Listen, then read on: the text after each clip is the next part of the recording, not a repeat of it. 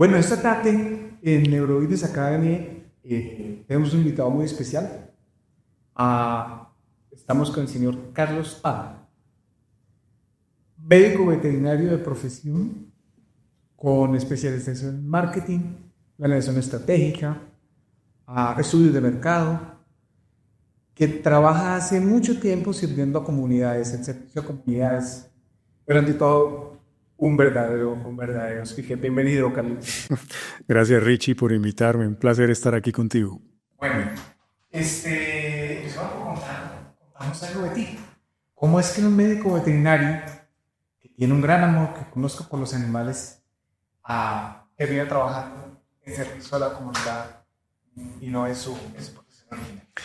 Sí, te cuento que era algo que yo nunca me hubiera imaginado que hubiera terminado trabajando en un área como el sector humanitario.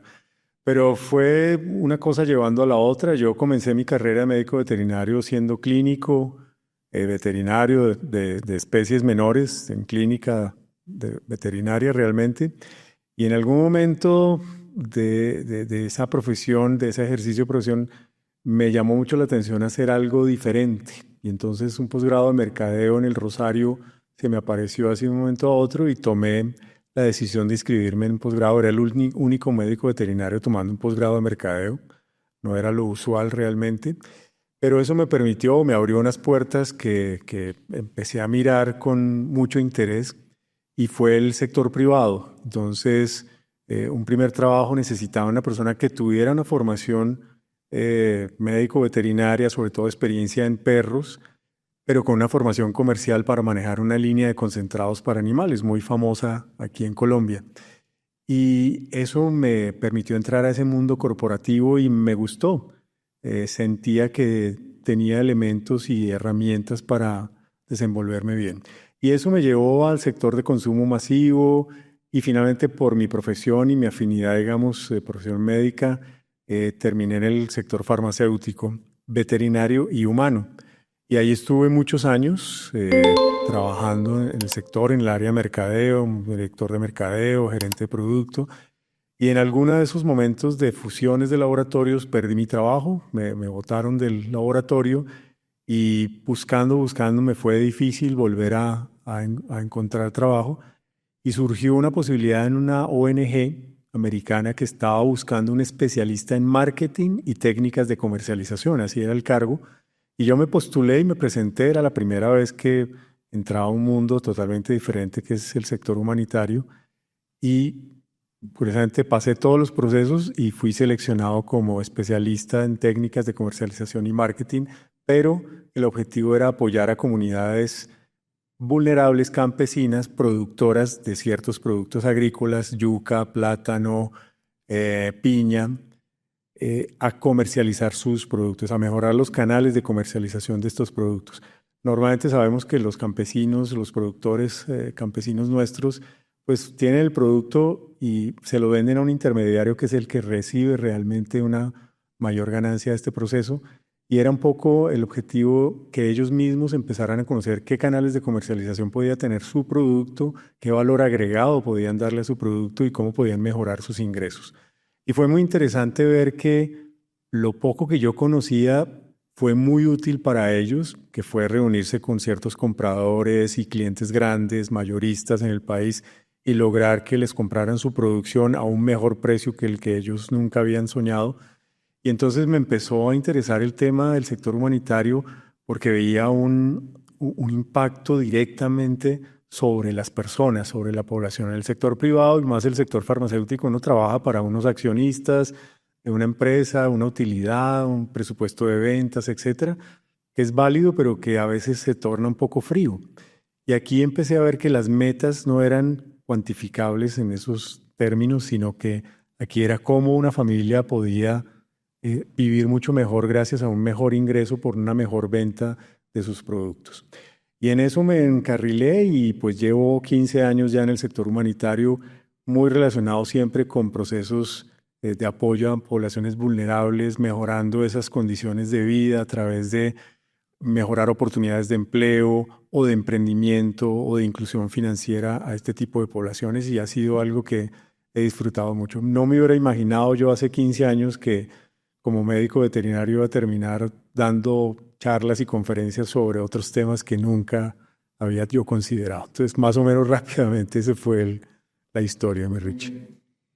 Hay una frase muy famosa de la madre Teresa de Calcuta que es: el que no vive para servir no sirve. Sirve para vivir.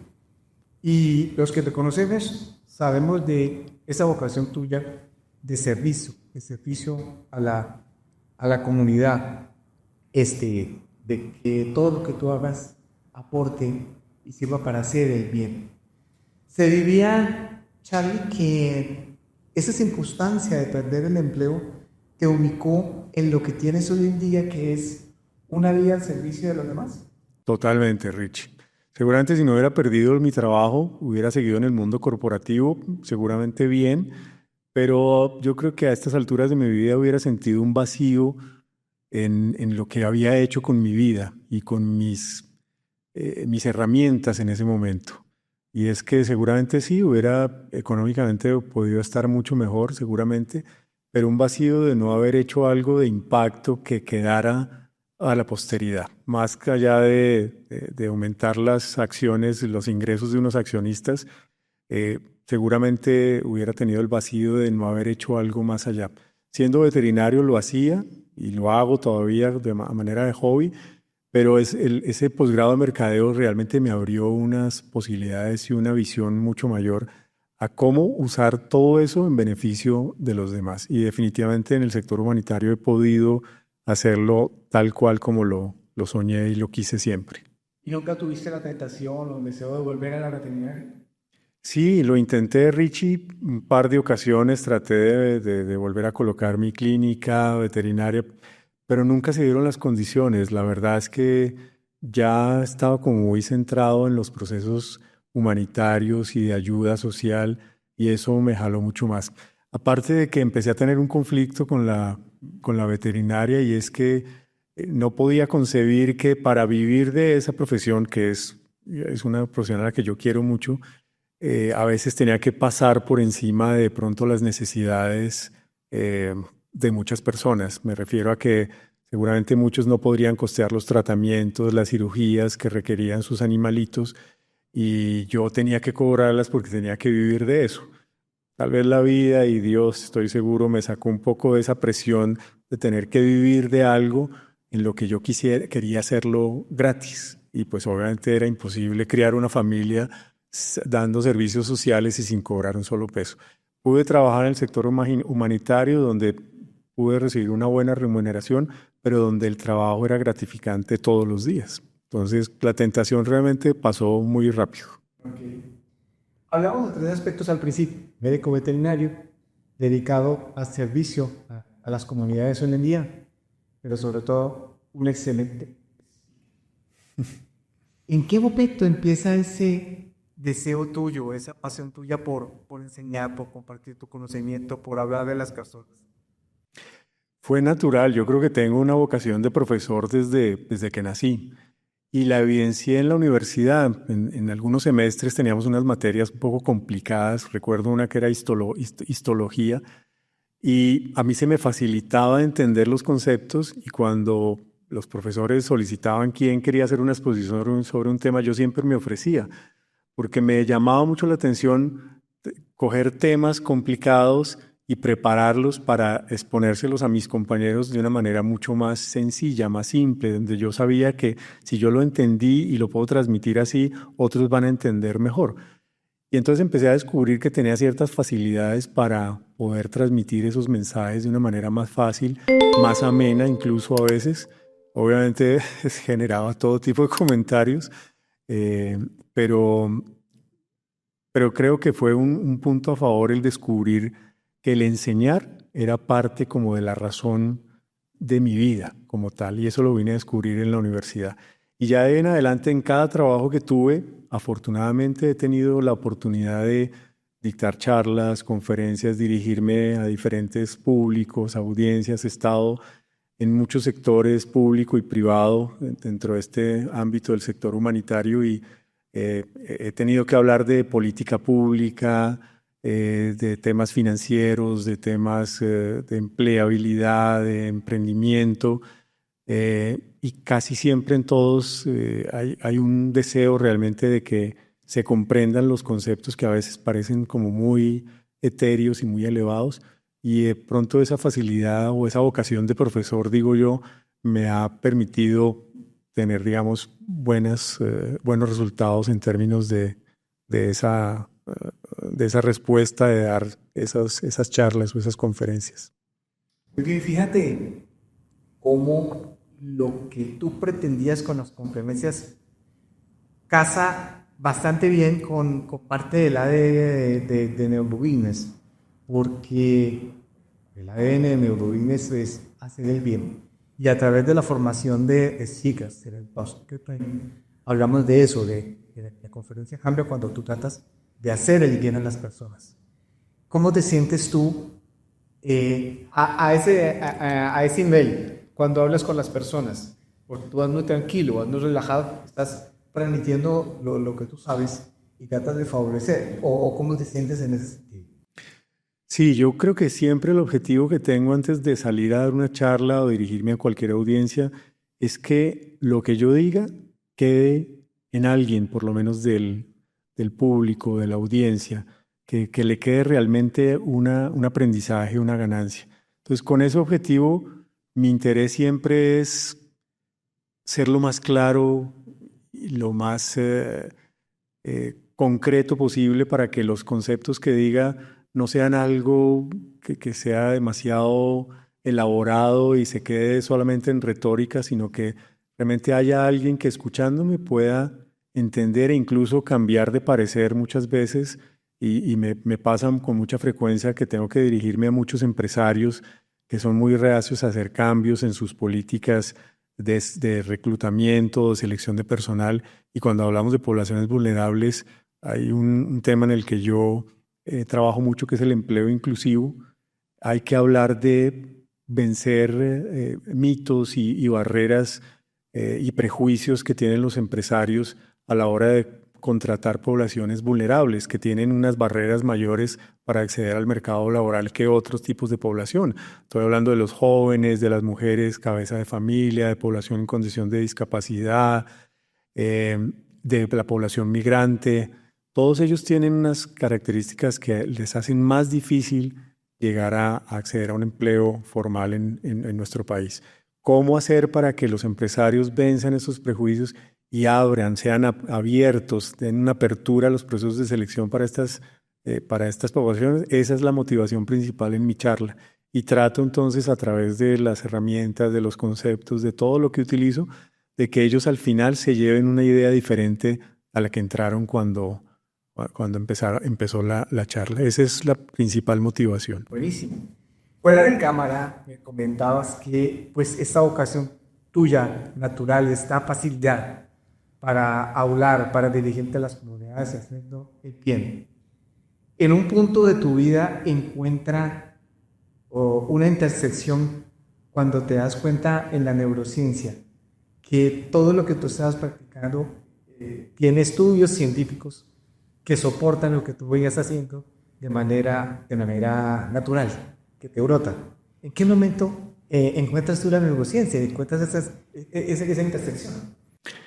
Bueno, tengo que decir que sí, así como tú lo dices, yo muy empíricamente utilizaba algunos de los conceptos que ya después de ver a Daniel Castro en sus videos explicándolos, decía yo, tiene una base científica, y me sorprendió mucho saber que lo que yo hacía de manera empírica ya había sido estudiado, tenía una base, una lógica, y eso fue muy interesante descubrirlo. Entonces, descubro que esas herramientas son válidas, que se pueden mejorar obviamente y que tienen un efecto claro y concreto sobre el cerebro de las personas. Eso fue muy revelador para mí. El tema, por ejemplo, de contar historias, que al cerebro le gusta que le cuenten historias, como dice Daniel, eso es algo que yo usaba de manera frecuente, sin mucho conocimiento, pero que siempre trataba de contar una historia en medio de la charla, porque me nacía además hacerlo, no tenía ningún otro objetivo que contar y ser un poco confidente con la audiencia, y yo sentía que eso generaba algo de empatía también hacia la charla, no solamente hacia mí, sino hacia la charla, y eso me ayudaba a que los conceptos que yo llevaba alrededor de la historia podían tener una mejor apropiación por parte de la audiencia. Entonces, escuchando a Daniel y pues, todo lo que hace Neurobusiness frente a ese manejo o estudio de la reacción del cerebro, pues fue muy revelador. La verdad que la primera vez que escuché a Daniel, empecé a poner en práctica en cada una de mis charlas algún tip que él daba por sus videos y empecé a ver cambios interesantes, ya con la conciencia clara de que lo que estaba haciendo tenía un objetivo claro. Entonces, bueno, el foco mental, por ejemplo, tener muy claro lo que se va a decir, la seguridad misma al pararse en un escenario, el no pensar en que yo soy la estrella ni la figura de esa presentación, sino que es el tema y lo que puede hacer ese tema en las personas, y no tanto, como lo dicen, el quedar bien, sino que nunca me interesó quedar bien como expositor, sino dejar un mensaje muy claro. Eso fue, y hacer el bien, como dice Neurobusiness, fue muy revelador. Entonces, desde el primer momento que vi el primer video de Daniel, empecé a ver que había unas cosas y unas herramientas que podían ser mejoradas y utilizadas con un objetivo mucho más claro que el que yo usaba de manera empírica. Y eso pues ha sido muy revelador hasta ahora. Con lo poco que le he escuchado a Daniel y sus tips, que ha sido muy generoso además en términos de compartir ese conocimiento, pues son cosas que uno empieza a ver ya en las charlas y a verlas capitalizadas eh, en mejores apropiaciones de los temas por parte de las audiencias, ¿no? Aquí vale la pena tocar una historia, una anécdota clara y concreta. Una vez nosotros montamos bicicleta con cierta frecuencia, y una vez montando bicicleta me contaste específicamente un caso en el que, aplicando todo lo que veía de mí, que valga la pena hacer la aclaración, Carlitos lo ha hecho en Talk Training, ninguno de los cursos de Neurobusiness, pero con herramientas que tuviste siguiendo a Daniel, te pasó algo muy específico, fue la copia en Barranquilla. ¿Por qué no nos cuentas esa anécdota? Sí, bueno, tenía una charla con empresarios de Acopi, capítulo Barranquilla, para un tema sobre empleo inclusivo, justamente.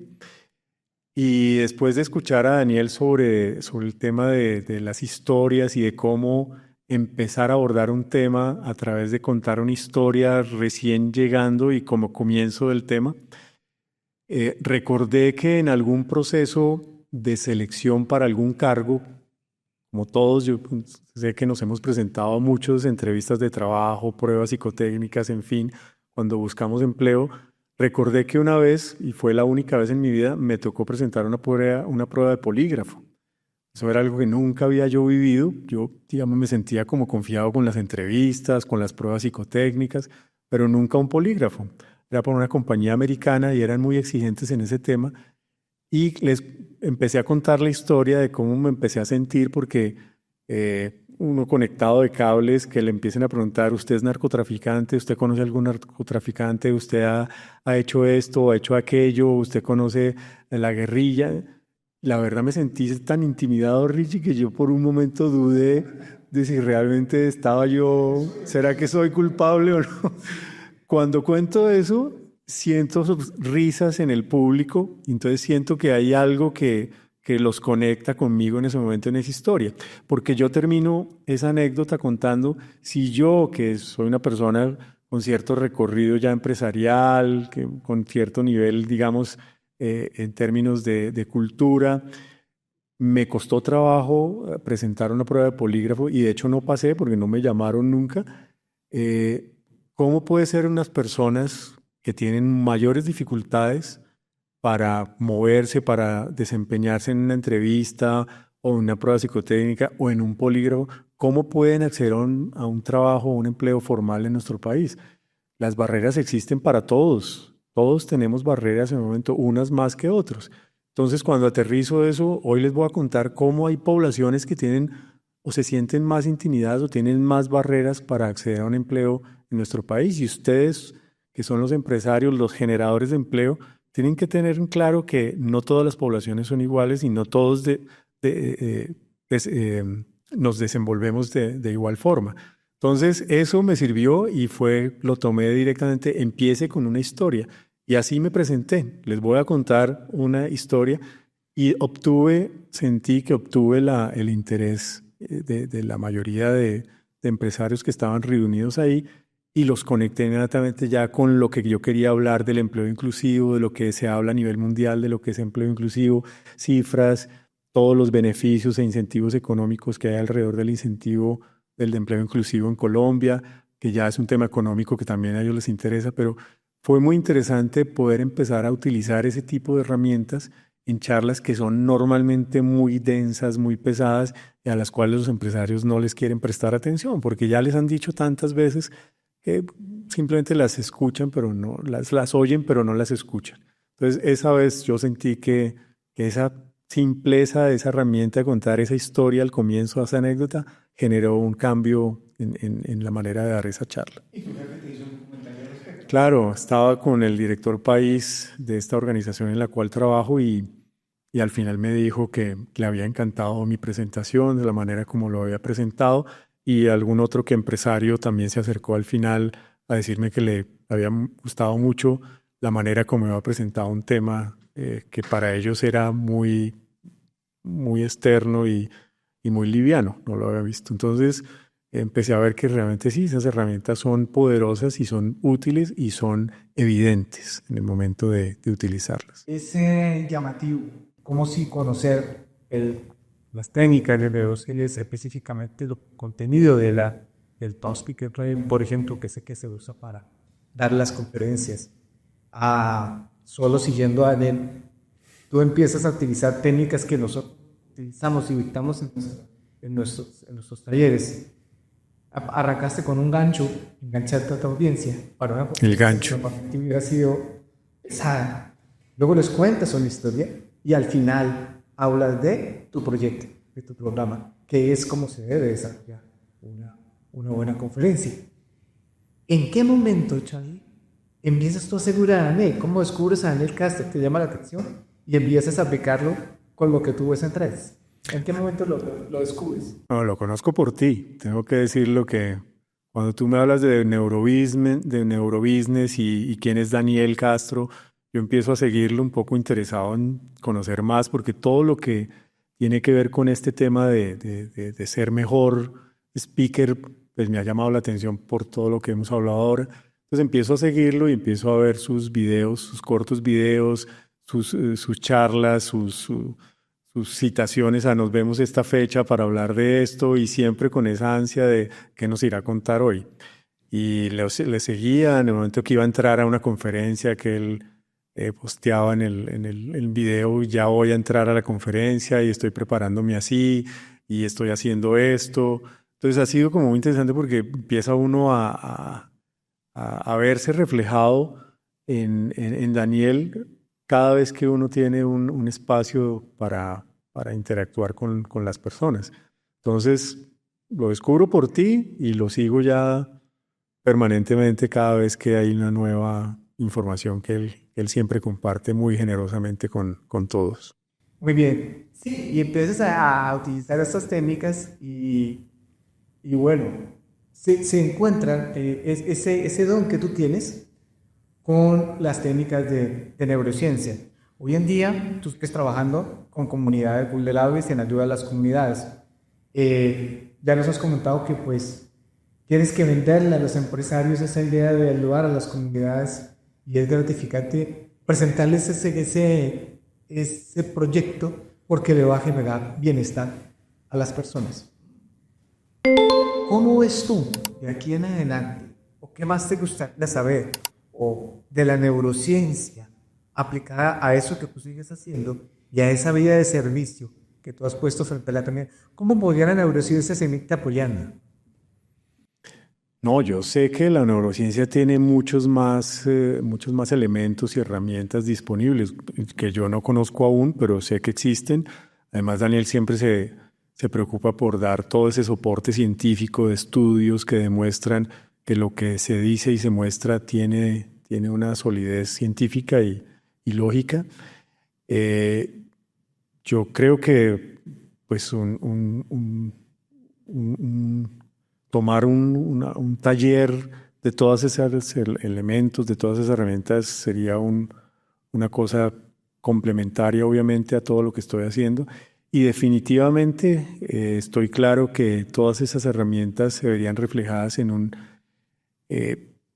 mejor ambiente para persuadir, porque yo realmente lo que busco siempre es persuadir a estas audiencias en un objetivo en común, que es poderse conectar con las poblaciones menos favorecidas que hay en nuestro país. Te cuento otra anécdota que no sé si te la he contado.